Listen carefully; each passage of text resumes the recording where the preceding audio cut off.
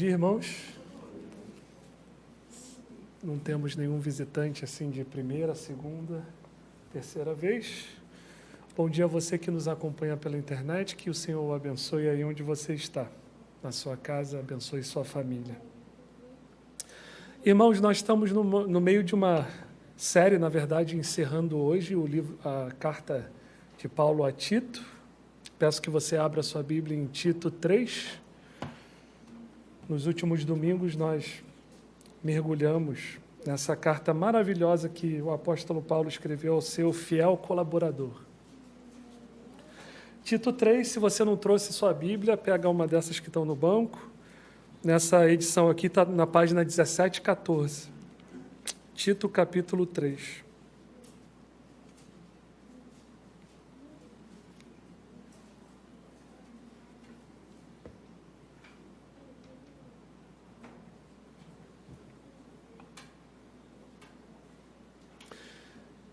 Assim diz o nosso Senhor para nós aqui hoje.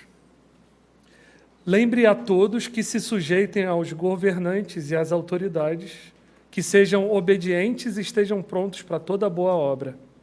Que não difamem ninguém, que sejam pacíficos, cordiais, dando provas de toda a cortesia para com todos. Pois nós também no passado éramos insensatos, desobedientes, desgarrados, escravos de todo tipo de paixões e prazeres, vivendo em maldade e inveja, sendo odiados e odiando-nos uns aos outros. Mas quando se manifestou a bondade de Deus, nosso Salvador, e o seu amor por todos, Ele nos salvou não por obras de justiça praticadas por nós, mas segundo a sua misericórdia.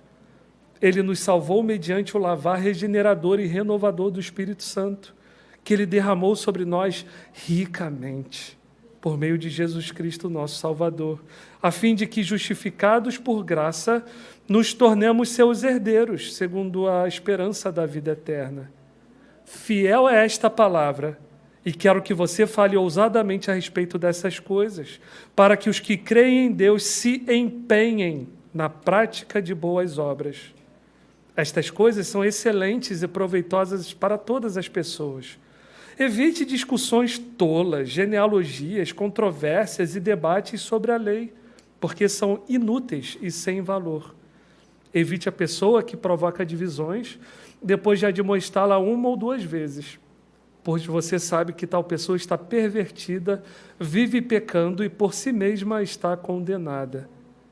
Quando eu lhe enviar Ártemas ou Tíquico, faça o possível para vir ao meu encontro em Nicópolis. Estou resolvido a passar o inverno ali. Ajude da melhor maneira possível Zenas, o intérprete da lei, e também Apolo, para que não lhes falte nada para a viagem. E quanto aos nossos, que aprendam também a se empenhar na prática de boas obras a favor dos necessitados, para não se tornarem infrutíferos. Todos os que estão comigo mandam saudações a você. Dê saudações àqueles que nos amam na fé. A graça esteja com todos vocês. Essa é a palavra de Deus. Vamos orar mais uma vez, irmãos? Vamos baixar nossas cabeças, fechar os nossos olhos. Pai de amor, nós mais uma vez nos inclinamos diante de Ti e rogamos, suplicamos que o Senhor fale conosco nessa manhã. Fala conosco. Espírito Santo, ilumina esse texto para que vejamos as preciosas riquezas que estão aqui escondidas, Pai. Nós oramos assim em nome de Jesus. Amém. Irmãos, vocês já ouviram falar do Vince Lombardi? Vince Thomas Lombardi, não? Eu também não tinha, não, até essa semana, quando estava preparando essa mensagem. Vince Lombardi foi um grande técnico de futebol americano. Ele treinou o Green Bay Packers de 1959 a 1967. No seu segundo ano como treinador daquele time, ele venceu a Conferência Oeste da NFL, mas perdeu a final para os Eagles. Durante aquela temporada, ele notou o seguinte, ele notou que o seu time estava ficando tão acostumado a jogadas ensaiadas e sofisticadas e treinos e formações diferentes, que eles estavam começando a ficar desleixados com os fundamentos do futebol americano, o básico mesmo da partida, bloqueio, ataque. Então, na temporada seguinte, no primeiro treino, em 1961, ele convocou o grupo todo para uma reunião para voltar para os básicos, para os fundamentos do jogo. E aí, durante a reunião, ele pegou uma bola diante daqueles jogadores profissionais que haviam sido vice-campeões da NFL no ano anterior e falou: senhores, isso aqui é uma bola. Estou indo muito rápido, querem que eu vá mais devagar? E, claro, essa cena se tornou lendária entre os fãs do esporte. E naquele ano, em 1961, os Packers foram campeões da Superliga. Não é disso que nós precisamos, às vezes? Voltar para o básico, voltar para o fundamento. Eu me lembro quando eu estava estudando flauta transversa, há muitos anos, eu tinha um professor bem rigoroso, e aí num dia ele comentou comigo, sobre uma música, né, Carnaval de Veneza. É uma música difícil assim de executar na flauta. E aí eu inocente, né, falei, eu conheço essa música, inclusive eu sei tocar. Quer que eu toque aqui para você, professor? Ele olhou para mim, sobrancelha levantada, ele falou, Rômulo, não, com certeza você não sabe tocar essa música, você não tem técnica para isso. Vamos voltar aqui, vamos dominar aqui o básico primeiro. Vamos dominar os fundamentos primeiro? Depois você pega coisas mais complicadas para tocar. Irmãos, quando eu estava estudando o 3º capítulo de Tito, foi isso que me veio à mente. É como se Paulo estivesse falando aqui para Tito e para a igreja de Creta. Vamos voltar para os fundamentos, vamos ver aqui o básico. Vamos dominar o básico antes de querer ir para coisas mais elaboradas, sofisticadas. Vamos aqui, é disso aqui que nós precisamos. 3 coisas. Nós precisamos, primeiro, do Evangelho. Nós precisamos, segundo, viver as implicações do Evangelho. E nós precisamos, em terceiro lugar, da igreja. Básico, né? Fundamentos. Vamos lá. Fundamentos. Isso é uma bola, senhores. É isso que Paulo está fazendo aqui conosco. 3 pontos. Vamos vê-los juntos? O que nós vamos ver aqui no nosso primeiro ponto é o Evangelho básico. Fundamento. Vamos lá, dominar primeiro os fundamentos. Olha de novo comigo, por favor, os versículos de 4 a 7.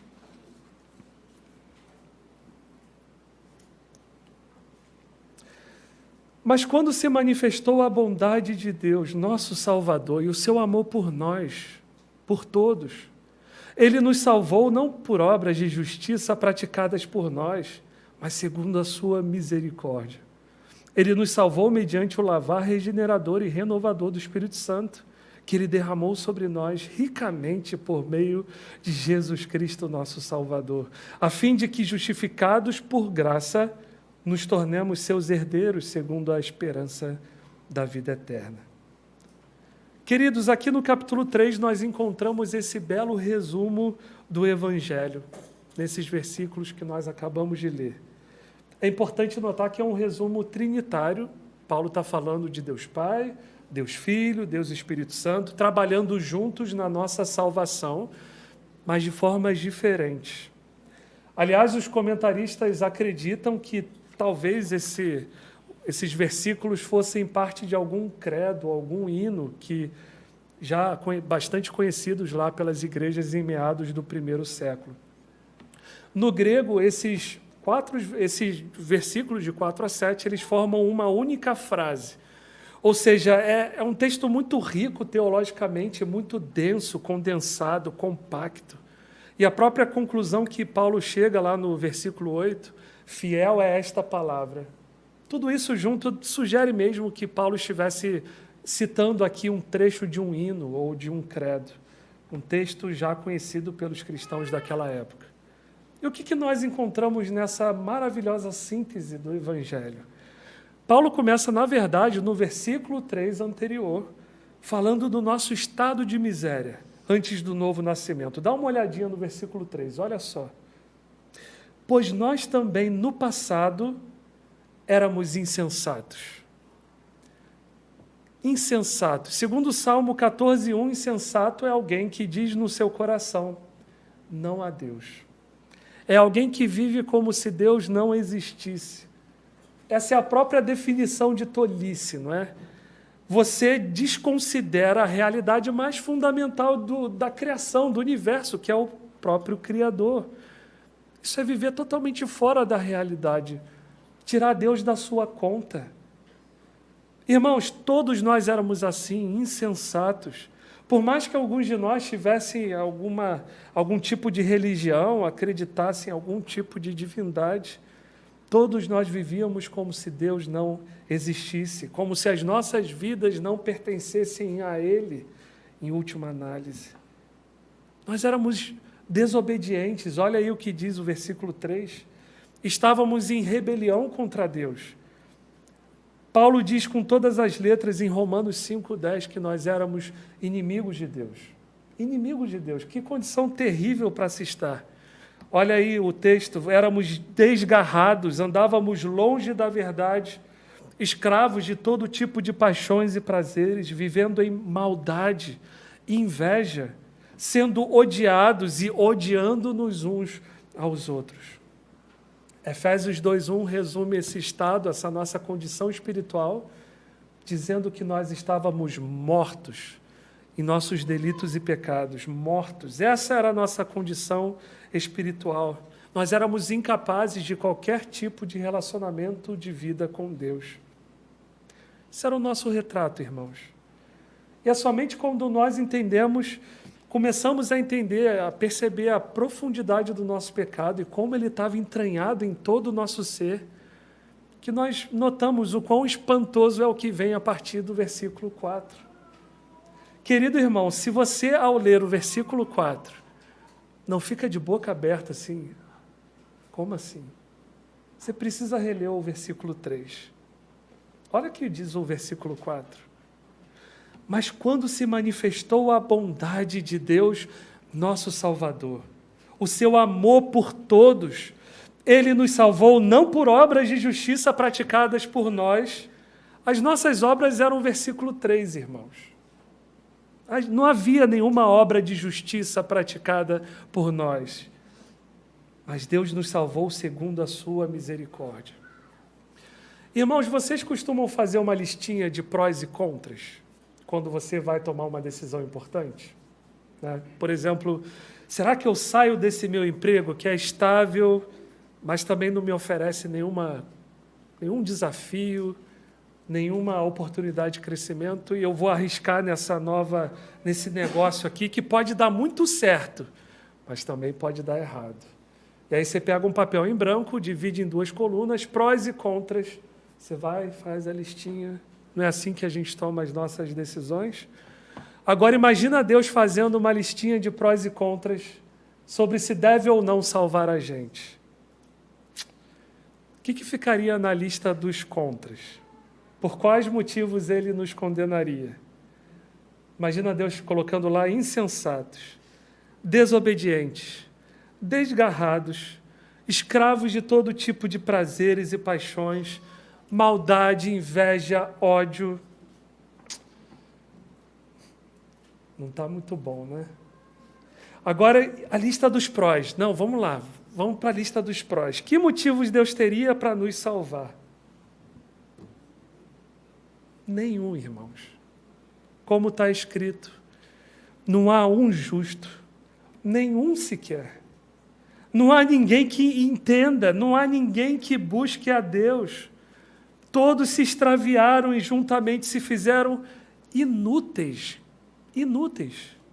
A sua garganta é um sepulcro aberto, com as suas línguas tratam enganosamente, peçonha de áspides está debaixo dos seus lábios, cuja boca está cheia de maldição e amargura. Os seus pés são ligeiros para derramar sangue, em seus caminhos há destruição e miséria, e não conheceram o caminho da paz, não há temor de Deus diante dos seus olhos. A coluna dos prós fica vazia mesmo. Não existe, irmãos, em nós mesmos qualquer razão que nos encomende a graça de Deus. E o que Deus faz? Deus pega aquela caneta e escreve em cima das 2 colunas: minha bondade, meu amor, minha misericórdia. Como escreveu Tim Chester no seu comentário, Deus não olhou para nós e pensou, de uma forma geral, até que eles não são tão ruins assim. Ele não olhou para nós e pensou, eu até vejo algum potencial aqui. Deus viu insensatez, desobediência, maldade, inveja, ódio. Ele viu 1000 razões para nos condenar por toda a eternidade. Mas em seu amor e bondade, Ele nos salvou por causa da sua misericórdia. Irmãos, a nossa salvação começa com a misericórdia de Deus Pai. Base, vamos lá, fundamentos da fé. Nossa salvação começa com a bondade de Deus Pai. Talvez vocês, crianças, tenham aquela noção errada de que foi Jesus quem insistiu a Deus Pai para nos salvar. Jesus, sendo legal, foi lá adiante, interveio, a um Deus zangado e chateado que queria nos condenar e falou, não, Pai, deixa eu ir lá e salvar eles. Não é nada disso, tá, crianças? Tudo começou com a bondade, com o amor, com a misericórdia de Deus Pai. A Bíblia, quando fala da nossa salvação, apresenta o Deus Pai tomando a iniciativa. Como é que foi isso? Que legal, não é? Como é que foi isso? Veja, a misericórdia e o amor de Deus Pai sempre existiram e são intrínsecos a quem Ele é. E esses atributos de Deus foram sendo revelados aos pouquinhos. Primeiro Ele foi revelado lá pouquinho depois que Adão caiu, na promessa de um descendente da mulher que esmagaria a cabeça da serpente. E mais tarde, o amor e a misericórdia de Deus foram sendo revelados em etapas sucessivas, aos pouquinhos. E aí, então, se manifestou plenamente. Quando? No aparecimento do Senhor Jesus Cristo. Lá no primeiro Natal do mundo, na encarnação do Deus Filho. E foi pela obra expiatória do Filho encarnado, Cristo, ou seja, através da sua vida perfeita em nosso favor, como nosso representante, e através da sua morte vicária na cruz, morte substitutiva, que Deus nos salvou não por obras de justiça praticadas por nós, como nós vimos, mas segundo a sua misericórdia. Irmãos, até que ponto vai a misericórdia de Deus Pai? Você quer saber? Olha para aquela manjedoura, naquele estábulo sujo lá de Belém. Olha para a cruz do Calvário. Olha para Deus Pai nos amando de tal maneira que deu o seu Filho unigênito para que todo aquele que nele crê não pereça, mas tenha a vida eterna. É espantoso mesmo. Então nós vimos até aqui que o Pai, sendo bondoso e misericordioso, nos amou e tomou a iniciativa de nos salvar, enviando o seu Filho. Nós vimos que o Filho obedeceu ao Pai e efetuou a redenção por nós na sua obra expiatória. E o Espírito Santo? Qual é o papel do Espírito Santo na nossa salvação? A Bíblia diz que é o Espírito Santo quem aplica a obra redentora do Filho a nós, aos seus eleitos. Olha como o nosso texto coloca isso na segunda parte do versículo 5. Ele nos salvou mediante o lavar regenerador e renovador do Espírito Santo. Essa palavra aqui, regenerador, é uma palavra única em toda a Bíblia. Na verdade, ela só aparece 2 vezes em todo o Novo Testamento. A palavra grega que está por trás dela, não é? Uma delas é aqui na nossa passagem, que está claramente tratando sobre o nosso novo nascimento, sobre a regeneração de cada cristão. O sentido literal dessa palavra é novo começo. Ela foi traduzida como regeneração, quase que uma transliteração, né? Na prática, literalmente, ela significa regênesis. É um novo começo, é um novo Gênesis. Regeneração. É isso que acontece no nosso novo nascimento.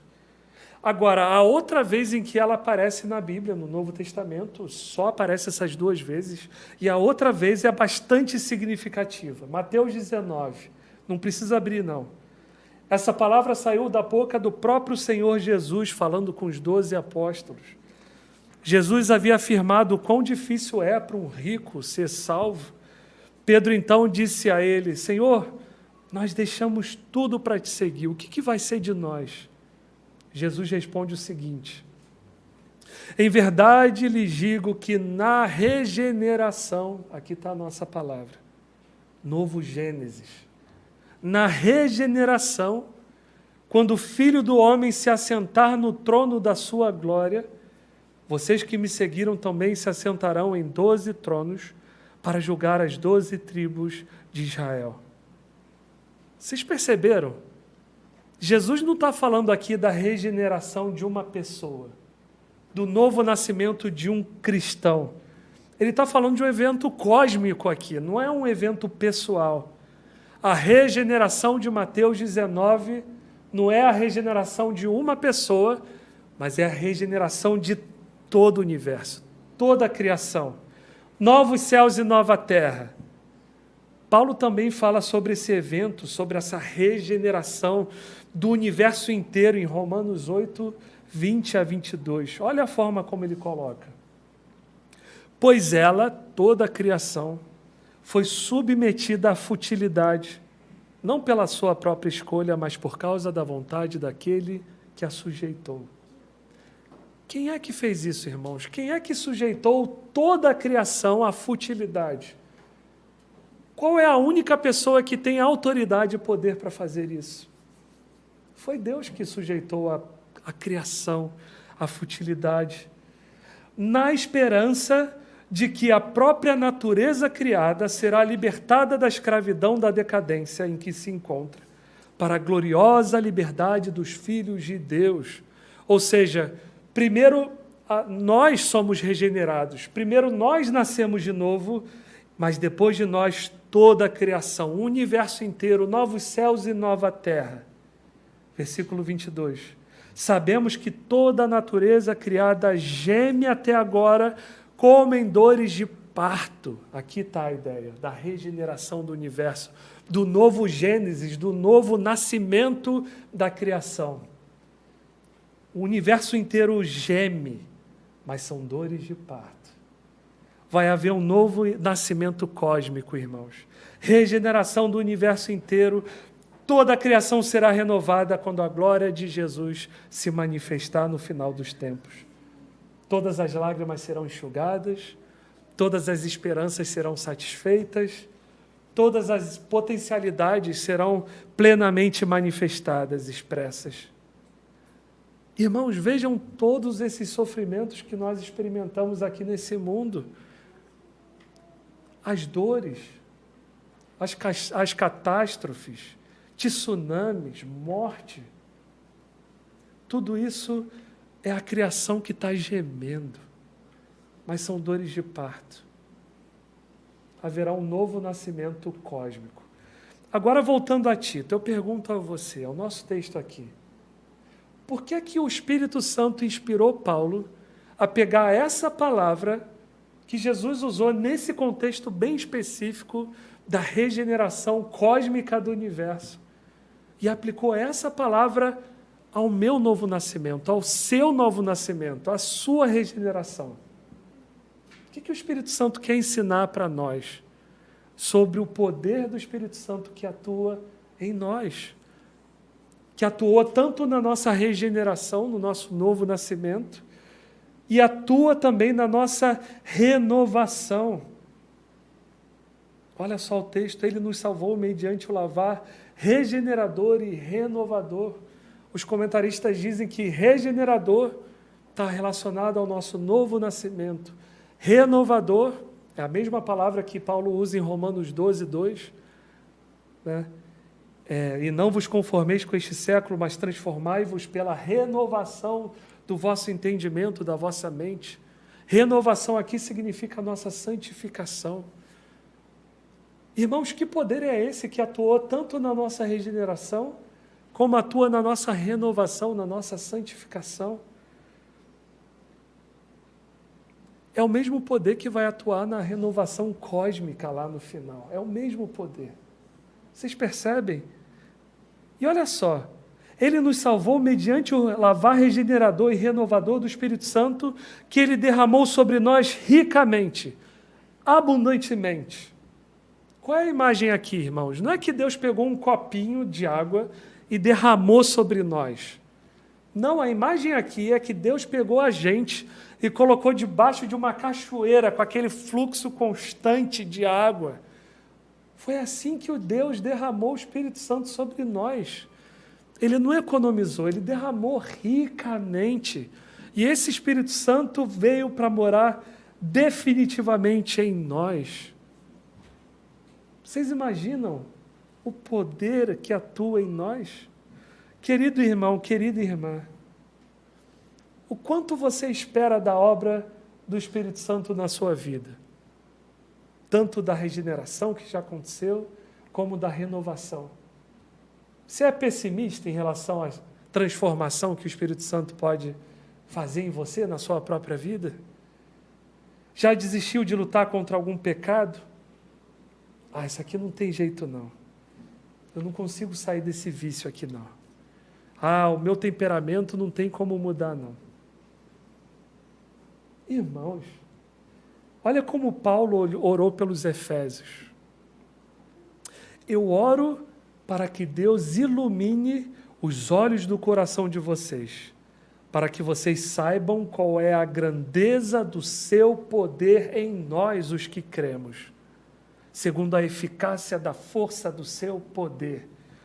Ele exerceu esse poder que atua em nós, em Cristo, ressuscitando dentre os mortos e fazendo sentar à sua direita nas regiões celestiais, acima de todo principado, potestade, poder, domínio, de todo nome que se possa mencionar, não só no presente século, mas também no vindouro. Ou seja, o mesmo poder que Deus usou para ressuscitar Jesus dentre os mortos e para fazê-lo sentar-se à direita de Deus na majestade, é o mesmo poder que atua em nós. Irmãos, livrem-se das suas baixas ambições em relação à sua santificação, ao que Deus pode fazer na sua vida. Mãos no arado, irmãos. Continue trabalhando na sua santificação. O Espírito Santo está trabalhando em nós. O Espírito Santo que foi derramado abundantemente sobre nós. Esse foi o nosso primeiro ponto, o Evangelho. Básico, não é? Vamos voltar para o fundamento básico. Vamos lá. E o que nós vamos analisar aqui no nosso segundo ponto são as implicações do Evangelho. Olha de novo comigo, por favor, versículo 8.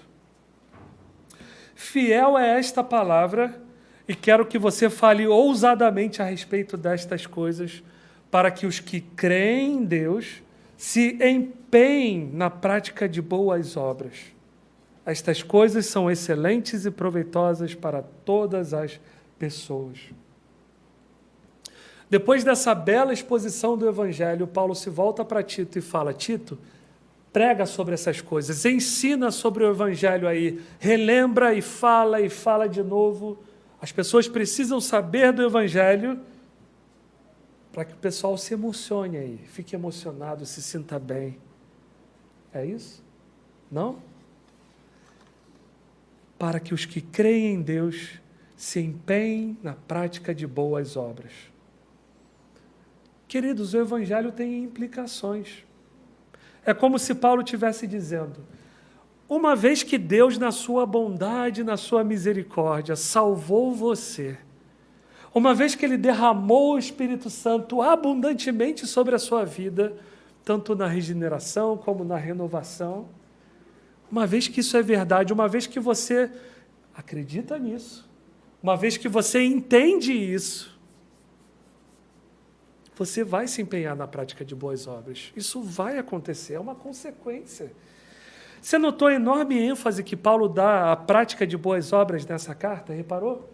Só que no nosso capítulo, essa mesma ordem de se dedicar às boas obras aparece mais 2 vezes, além dessa aqui do versículo 8. No versículo 1 e no versículo 14. No capítulo 2, mais 2 vezes. No versículo 7, para Tito ele mesmo ser um exemplo de boas obras, e também no versículo 14. No primeiro capítulo, nós temos a referência de que os falsos mestres eram reprovados para qualquer boa obra. Boas obras? Como assim? Você não fica com uma pulguinha atrás da orelha quando ouve essa expressão saindo de um púlpito? Não parece coisa de religião de obras? O que Paulo está ensinando para a gente aqui? Será que ele está ensinando que para sermos salvos nós precisamos de boas obras? É isso que ele está falando? Logo Paulo, logo ele que escreveu Gálatas, Romanos, será que é isso que ele está ensinando aqui? E a resposta é um sonoro não, não é isso. Paulo não está ensinando salvação por obras, de jeito nenhum. O versículo 5 que nós acabamos de ler deixa bem claro isso.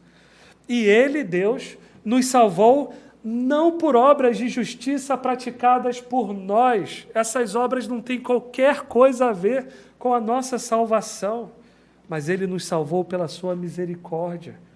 Irmãos, nós éramos reprovados para qualquer boa obra. O versículo 3 era a nossa realidade. Nós, vamos nos lembrar, nós éramos insensatos, desobedientes, escravos do pecado, invejosos, cheios de ódio. Sabe o quanto Deus levou em consideração as nossas obras para nos salvar? 0. Nada. Ele nos salvou por pura graça. Foi quando estávamos ainda no versículo 3 que o versículo 4 aconteceu. O Espírito Santo veio e regenerou o nosso coração, e aí depois disso nós cremos no Evangelho, nos arrependemos e fomos justificados. Lembra? Justificados pela fé somente. Mas o que Paulo está mostrando para a gente é que nós fomos justificados pela fé sozinha, mas não por um tipo de fé que permanece sozinha. Irmãos, ele está ensinando que as boas obras vão necessariamente acompanhar a fé salvífica, como consequência dela. Depois da apresentação do Evangelho, existe sempre um portanto. Você notou?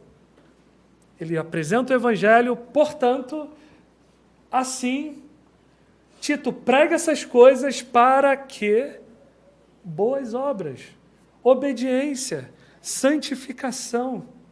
A lógica aqui, irmãos, é que uma árvore que está viva, que está saudável, ela vai produzir bons frutos, como nós cantamos.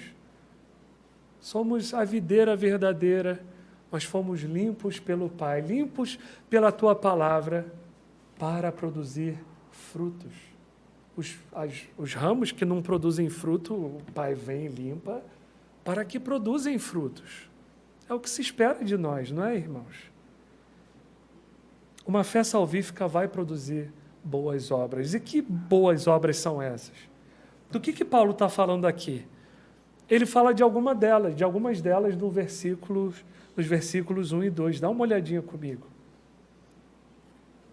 Lembrem a todos que se sujeitem aos governantes e às autoridades, que sejam obedientes e estejam prontos para toda boa obra, que não difamem ninguém, que sejam pacíficos, cordiais, dando provas de toda a cortesia para com todos. No capítulo anterior, nós vimos como a piedade se manifesta nos diferentes grupos da igreja, na nossa vida particular, não é? Em casa, na igreja.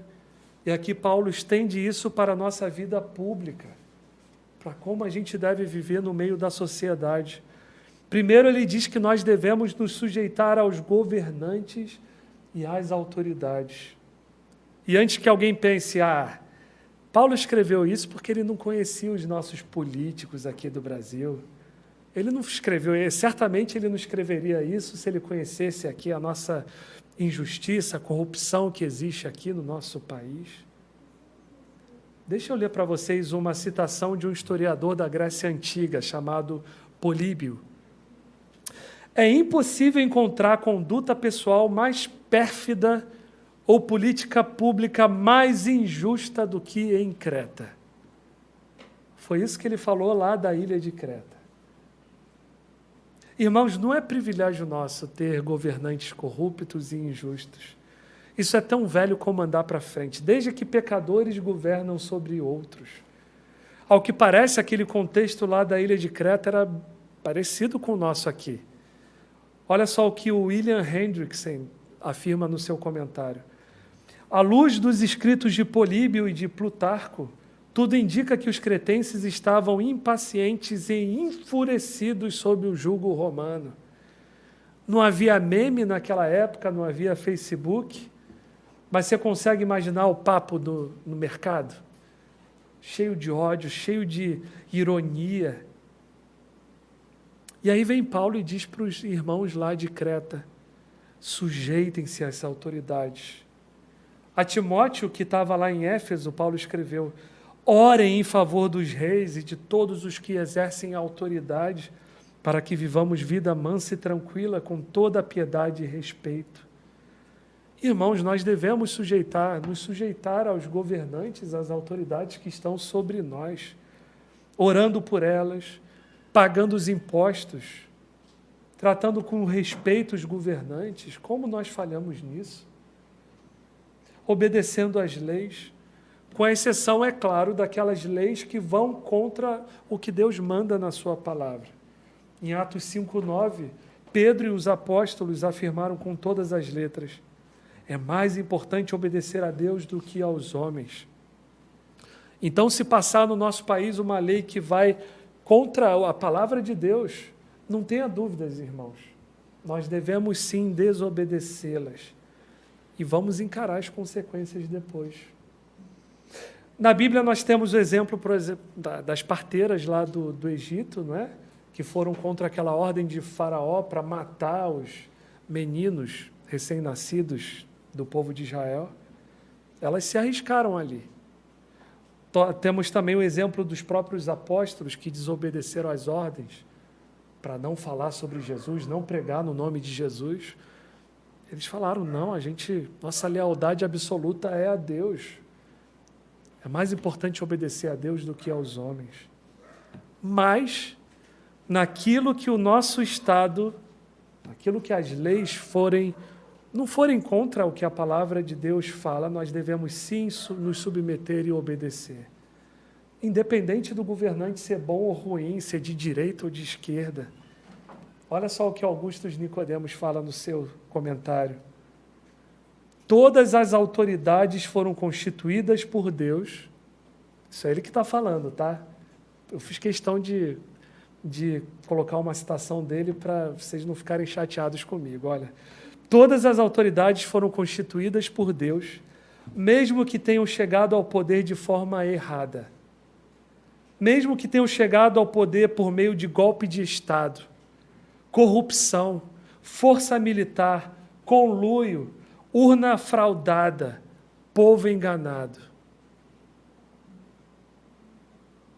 Todas as autoridades foram constituídas por Deus e nós devemos nos submeter a elas.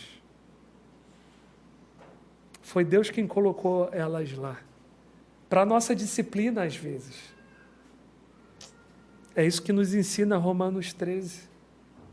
Irmãos, como pessoas regeneradas pela graça de Deus, como cidadãos da nova terra, nós devemos ser cidadãos exemplares aqui nessa terra, sendo obedientes aos governantes e prontos para toda boa obra.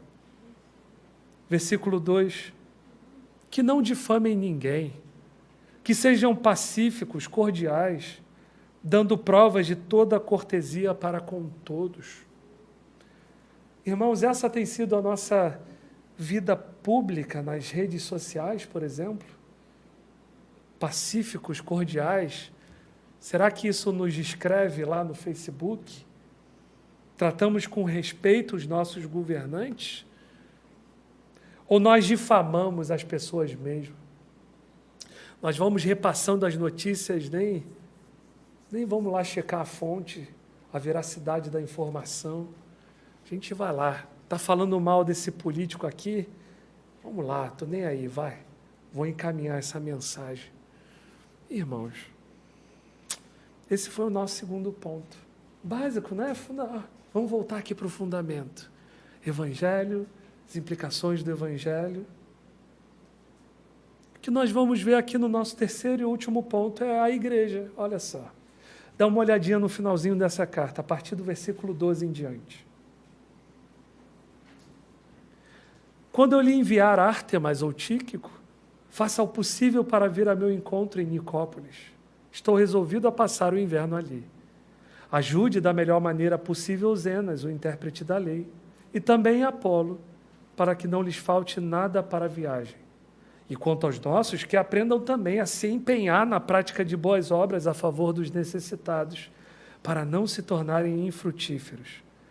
Todos os que estão comigo mandam saudação a você. Dê saudações àqueles que nos amam na fé. A graça esteja com todos vocês. Irmãos, como nós vimos no primeiro ponto, o Espírito Santo nos regenerou. Essa palavra está ligada ao nosso novo nascimento. Somos novas criaturas. Nós nascemos de novo, não é? E nós nascemos dentro de que contexto? Em que ambiente nós nascemos? Pensa no seu nascimento natural. Onde você nasceu? Você nasceu dentro de uma família, não foi? Dentro de um lar, onde você foi nutrido, alimentado, cuidado, amado. Foi? Não foi assim? No nosso novo nascimento é assim também. Você nasce e é logo inserido no meio do povo de Jesus, no meio da igreja. Básico, não é? Fundamentos, olha só, vamos lá para os fundamentos. Irmãos, a fé não é para ser vivida de forma isolada, independente. A fé cristã não é para ser vivida lá com você na sua casa, ouvindo mensagem no YouTube, está tudo certo, vida que segue. Não, irmãos. Vamos notar algumas coisas aqui no nosso texto. Primeiro, todas as instruções que Paulo deu na sua carta, em toda a carta, a gente aprende no último versículo que não eram só para Tito. Na verdade, a carta deveria ser lida para toda a igreja. Olha só, a última frase da carta, olha só. A graça esteja com todos vocês.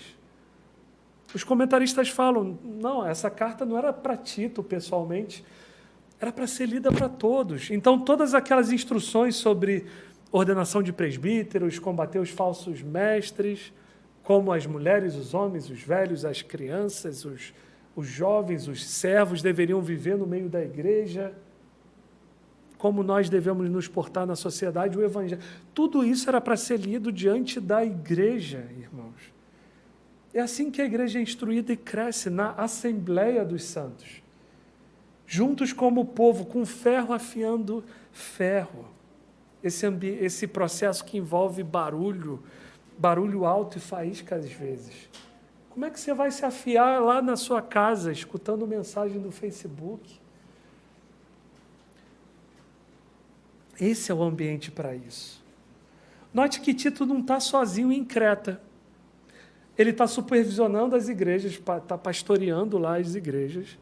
E olha só a referência que Paulo fala lá no versículo 14. Quanto aos nossos, Paulo está falando para Tito, olha, quanto aos nossos, quanto aos seus colaboradores aí, Tito, você não está sozinho. Tem homens e mulheres trabalhando contigo. Quanto aos nossos, que eles se empenhem na prática de boas obras também. Tito não estava lá sozinho em Creta. Mas Paulo, por outro lado, também não está sozinho. Lembra que Paulo seguiu viagem e deixou Tito lá em Creta? Mas Paulo não foi sozinho. Ele seguiu viagem com companheiros. Há pessoas servindo ao lado do apóstolo. Nós sabemos de Ártemas e Tíquico, né, que ele menciona aí nesse texto que a gente leu. Paulo iria em breve enviar um dos dois para render Tito lá. Iria enviar ou Ártemas ou Tíquico para a ilha de Creta, a fim de que Tito fosse se encontrar com ele depois em Nicópolis. Você pode imaginar a confiança que Paulo tinha em Ártemas e Tíquico? Nós nem conhecemos esses irmãos, nem ouvimos falar muito deles, né? E Paulo tinha uma tremenda confiança neles, a ponto de mandar um deles para essa missão importantíssima de continuar o trabalho de Tito em Creta. De Tíquico, né? Sobre Tíquico nós até sabemos alguma coisa sobre ele. Por exemplo, foi ele que levou as cartas de Paulo às igrejas em Éfeso e Colosso, quando o apóstolo estava preso em Roma. Nessa carta aos Efésios, por exemplo, que o próprio Tíquico levou para lá, Paulo diz o seguinte sobre ele: E para que saibam como estou e o que estou fazendo, Tíquico, o irmão amado e fiel ministro do Senhor, lhes dará todas as informações. Ou seja, Tíquico, Paulo falando para ele, vai lá, leva a carta lá para Éfeso, leva essa carta lá para a turma, entrega para eles, dá notícia do que tem acontecido aqui comigo. Irmão, você percebe como Tíquico era confiável? Alguém que Paulo sabia que ele ia lá, não ia ficar enrolando, não ia se perder. Pessoa competente nas pequenas coisas, Paulo sabia que poderia confiar essa responsabilidade a ele. Paulo confiava em Tíquico. Olha só o que ele fala, irmão amado e fiel ministro do Senhor. Não está bom não essa descrição? O que você acha de receber essa descrição na sua lápide, Paulo? Paulo Pereira, o irmão amado e fiel ministro do Senhor. Precisa de mais do que isso? Não, né? Tá bom, não tá? Fábio, irmão amado, fiel ministro do Senhor. Esse é Tíquico, que nem aparece tanto assim. Sobre Ártemas, então, nós não temos qualquer informação sobre ele, o nome dele só aparece aqui, em Tito mesmo. Assim como Zenas, o intérprete da lei, que provavelmente foi quem levou a carta a Tito, junto com Apolo. A gente nem sabe o que fez Ártemas. Quem é Zenas? Ele é intérprete da lei, como assim? Intérprete da lei, ele era um advogado lá, sabia a lei grega, a lei dos romanos, ou a lei de Deus. Alguns autores falam que não, que era provavelmente a lei lá de Roma mesmo. O nome dele é grego, Ártemas. Não sabemos Zenas, né? Não sabemos quem é Zenas, quem é Ártemas. No entanto, é gente confiável, gente que está com a mão no arado, gente que ama o Senhor, gente que foi regenerada, que se dedica às boas obras, gente que está lá servindo o Senhor. Gente que o Senhor se agrada de usar na continuação, na expansão do seu reino. Irmãos, não é assim conosco também? Provavelmente, nenhum de nós aqui, o nome de nenhum de nós aqui vai ser lembrado em 3 ou 4 gerações. Provavelmente, nenhum de nós vai escrever algo assim, nossa, significativo, que vai mudar paradigma da teologia ou qualquer outra coisa. Certamente nenhum de nós vai escrever uma carta desse nível aqui, de Tito. Mas Deus está nos usando nas pequenas tarefas, missões importantes. Vá lá e entrega essa carta. Deus está usando a cada um de nós para escrever a sua história maravilhosa da redenção, no meio da igreja, servindo a igreja, afiando o rosto um do outro, instruindo as mulheres mais velhas instruindo as mais jovens. Não é assim que Deus faz no meio da igreja? Não é o básico, assim, fundamentos. Evangelho, viver as implicações do Evangelho e dar atenção aqui à igreja, servir aqui à igreja. É o básico, irmãos. É assim que a gente vive a vida cristã. Juntos, ombro a ombro, fazendo o que quer que o Senhor nos chamou para fazer. Com fidelidade, sendo pessoas confiáveis, amando, tratando um ao outro como irmãos amados, fiéis ministros do Senhor. Vamos orar?